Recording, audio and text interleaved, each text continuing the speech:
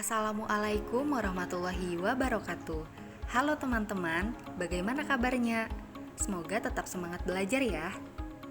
Pada video kali ini, kami dari kelompok 2 akan membahas materi tentang hubungan spesiasi dengan evolusi.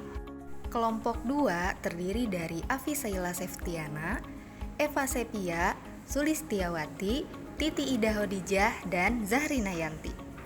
Sebelum kita membahas lebih jauh tentang spesiasi, teman-teman perlu mengetahui terlebih dahulu apa itu spesies. Spesies dalam bahasa Latin berarti jenis atau penampakan.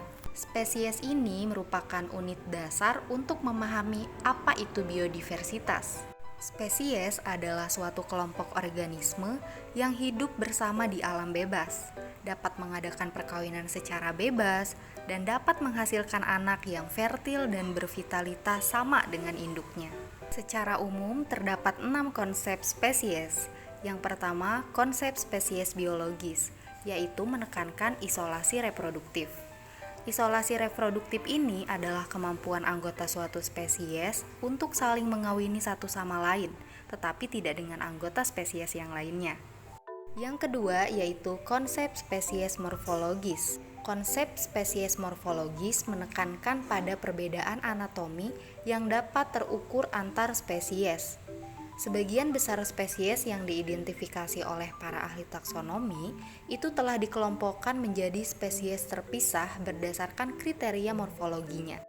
Yang ketiga yaitu konsep spesies perkenalan, di mana konsep ini menekankan proses adaptasi perkawinan karena individu itu mengenali ciri-ciri tertentu dari pasangan kawin yang sesuai. Yang keempat yaitu konsep spesies kohesi. Konsep ini menekankan kohesi fenotip sebagai dasar penyatuan spesies. Dengan masing-masing spesies itu ditentukan oleh kompleks gennya yang terpadu dan kumpulan adaptasinya. Yang kelima yaitu konsep spesies ekologi, di mana konsep ini menerangkan peranan spesies, posisi, dan fungsinya dalam lingkungan. Selanjutnya konsep yang terakhir yaitu konsep spesies evolusioner. Konsep ini menekankan pada garis keturunan evolusi dan peranan ekologisnya. Selanjutnya yaitu spesiasi. Spesiasi ini adalah proses pembentukan individu baru yang dipengaruhi oleh faktor-faktor tertentu. Adapun beberapa faktor tersebut yaitu ada mekanisme pengisolasian, mutasi dan seleksi alam, dan poliploidi pada tanaman. Pada kali ini kita akan membahas tentang spesiasi yang terjadi akibat mekanisme pengisolasian, di mana secara umum terdapat 4 mekanisme, yaitu mekanisme alopatrik, simpatrik, peripatrik, dan parapatrik. Dan selanjutnya yaitu spesiasi alopatrik. Nah, alopatrik sendiri itu diambil dari bahasa Yunani, yaitu alos yang berarti lain dan patra yang berarti tanah air. Spesiasi alopatrik ini merupakan aliran gen yang terputus ketika suatu populasi terbagi menjadi sejumlah subpopulasi yang terisolasi secara geografis. Atau spesiasi alopatrik ini juga merupakan proses terbentuknya spesies baru ketika populasi yang sama itu terisolasi. Dan terbentuknya spesiasi alopatrik ini dapat terjadi karena beberapa faktor. Yang pertama itu persebaran penduduk. Jadi perbedaan dalam persebaran penduduk dapat membuat populasi terbagi menjadi beberapa kelompok yang tidak dapat kawin silang. Selanjutnya, faktor selanjutnya itu merupakan faktor manusia. Kegiatan manusia seperti pembangunan jalan, pembangunan bendungan, proyek, dan lainnya itu dapat mengisolasi populasi. Faktor yang selanjutnya yaitu faktor geografis, di mana perubahan geografis seperti pembentukan pegunungan, pulau, atau kegiatan manusia besar seperti pengembangan agrikultur yang dapat mengisolasi populasi. Nah, selanjutnya ini merupakan contoh dari faktor perubahan geografis yang menyebabkan terjadinya spesiasi alopatrik, yaitu terdapatnya sejumlah sungai yang membagi suatu populasi hewan satu dan hewan lainnya, sehingga hewan tersebut ini tidak dapat menyeberangi sungai tersebut. Akibatnya, populasi hewan tersebut akan menjadi terpecah. Setiap populasi yang terbagi ini akan mengalami evolusi secara terpisah. Setelah waktu yang lama, mereka tidak dapat bereproduksi bersama dan menjadi dua spesies yang terpisah. Nah, ketika populasi terisolasi, mereka akan mengalami hanyutan genetik yang berbeda dan menghasilkan karakteristik yang unik. Selanjutnya yaitu spesiasi simpatrik. Simpatrik ini diambil dari bahasa Yunani, yaitu sin yang artinya bersama.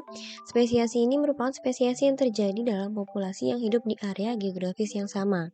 Nah, simpatrik ini lebih jarang terjadi daripada spesiasi alopatrik dan dapat terjadi jika aliran gen berkurang. Misalnya, populasi babi hitam yang berkembang di lingkungan atau wilayah yang sama dengan babi pink itu akan menghasilkan generasi spesies yang terpisah dan tidak dapat bereproduksi silang. Nah, spesiasi simpatrik ini dapat terjadi dalam beberapa cara isolasi, yaitu yang pertama isolasi tingkah laku, ekologis, musiman, mekanis, gamet, dan juga hybrid. Untuk yang pertama yaitu isolasi tingkah laku. Isolasi tingkah laku ini dapat mencegah terjadinya reproduksi jika suatu anggota populasi aktif pada malam hari dan anggota lainnya itu aktif pada siang hari. Nah, anggota-anggota populasi tersebut tidak dapat bereproduksi walaupun mereka berada di daerah yang sama. Mereka terisolasi secara reproduksi yang kemudian diikuti dengan spesiasi. Selanjutnya, isolasi ekologis. Isolasi ekologis ini juga dapat menyebabkan isolasi reproduksi yang kemudian diikuti dengan spesiasi. Jika anggota-anggota populasi yang menempati relung ataupun habitat yang berbeda. Contohnya adalah jika suatu anggota populasi hidup di puncak pohon, sedangkan anggota populasi lainnya itu hidup di dasar hutan.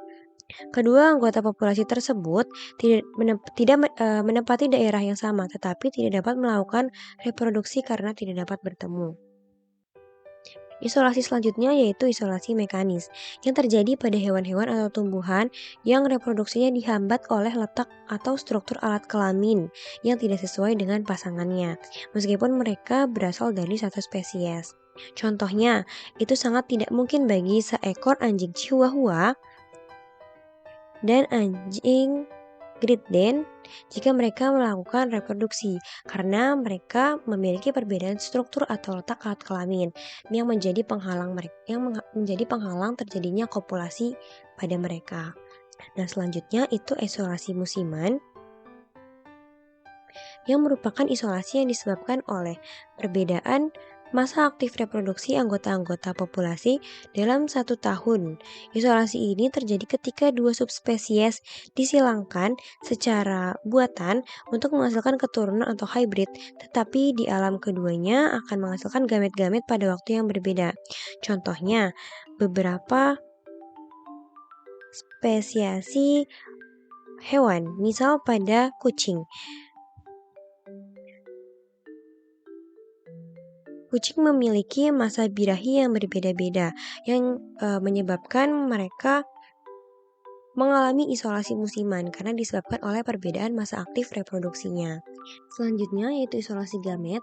Isolasi gamet ini mengisolasi organisme-organisme matang secara reproduksi pada waktu yang sama, tetapi terdapat ketidaksesuaian fisiologis gamet-gamet, sehingga mencegah terbentuknya hybrid.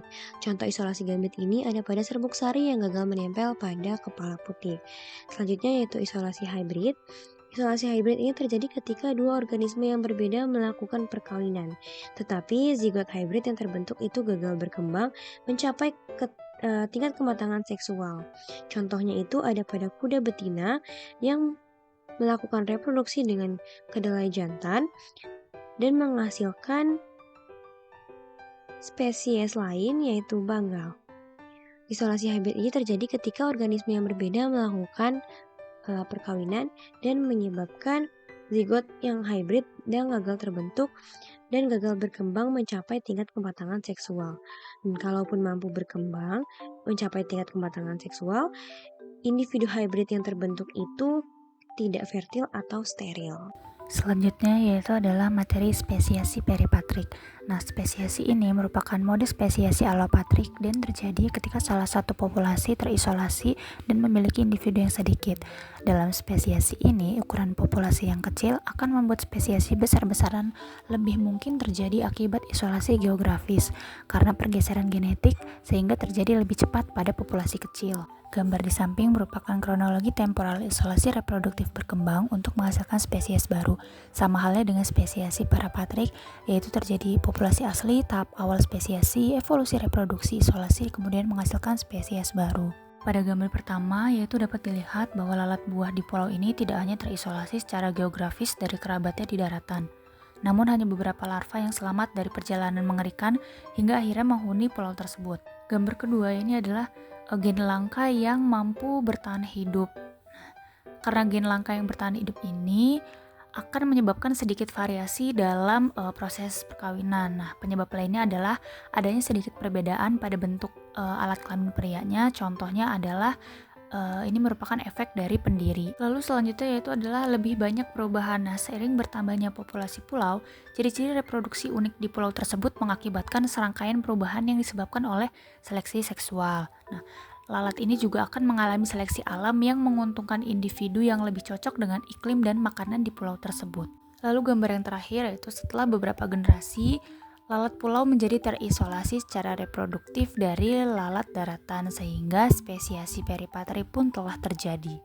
Spesiasi parapatrik ini memiliki arti yaitu para dekat dan patria negara. Jadi spesiasi parapatrik terjadi karena disebabkan oleh adanya populasi terhadap habitat ekologi berbeda yang bervariasi di seluruh wilayah jelajahnya atau akumulasi mutasi yang berbeda melalui seleksi di bagian wilayah jelajah yang berbeda, meskipun tingkat aliran gennya ini tidak sama. Tabel di samping merupakan kronologi temporal isolasi reproduktif berkembang untuk menghasilkan spesies baru.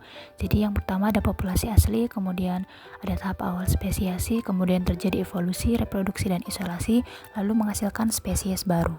Contoh dari spesiasi parapatrik ini terjadi pada spesies rumput Anthoxanthum odoratum. Beberapa tanaman ini hidup di dekat tambang yang tanahnya sudah terkontaminasi logam berat. Tanaman di sekitar tambang telah mengalami seleksi alam untuk mendapatkan genotip yang toleran terhadap logam berat. Sedangkan tanaman tetangga yang tidak hidup di tanah tercemar belum menjalani seleksi untuk sifat tersebut. Kedua jenis tanaman tersebut cukup dekat sehingga individu yang toleran dan tidak toleran berpotensi saling membuahi, sehingga keduanya tampak memenuhi persyaratan pertama spesiasi parapatrik, yaitu populasi yang berkelanjutan. Namun kedua jenis tanaman tersebut mengalami evolusi waktu pembungaan yang berbeda. Perubahan ini bisa menjadi langkah pertama dalam memutus aliran gen sepenuhnya antara kedua kelompok. Itulah tadi materi tentang hubungan evolusi dengan spesiasi. Terima kasih, semoga bermanfaat dan jangan lupa belajar. Wassalamualaikum warahmatullahi wabarakatuh.